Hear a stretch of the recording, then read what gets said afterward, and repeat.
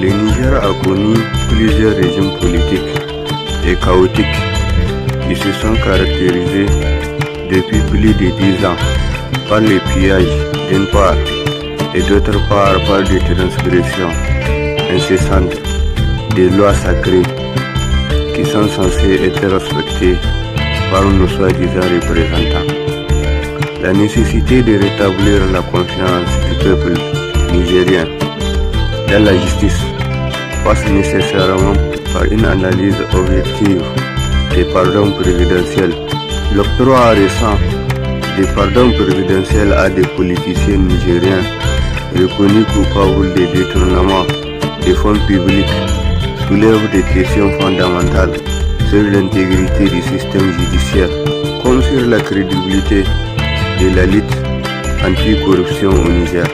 Ce phénomène qui n'est pas isolé dans la région, comme en témoignent les cas similaires au Nigeria, où il existe une profonde défiance citoyenne envers les institutions étatiques.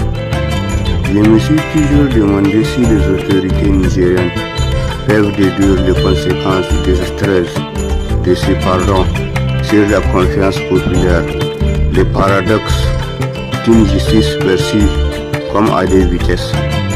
Je suis sincèrement désolé, mais le pardon n'est pas synonyme de la justice, et la justice n'est pas synonyme d'une chasse aux sorcières.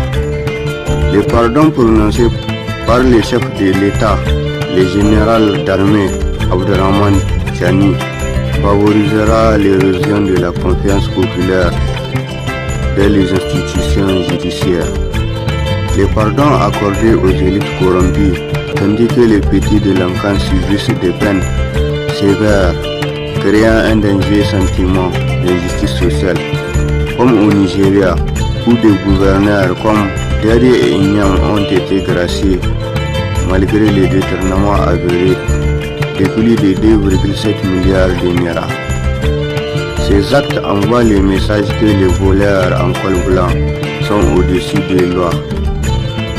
L'avocat Mohamed Ndarani dénonce cette situation comme une destruction systématique de l'image judiciaire.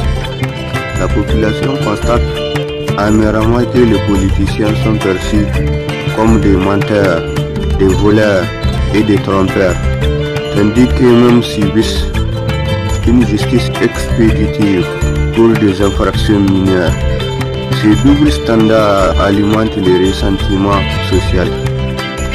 Ce manquement qu'a fait preuve la justice nigérienne va entraîner une crise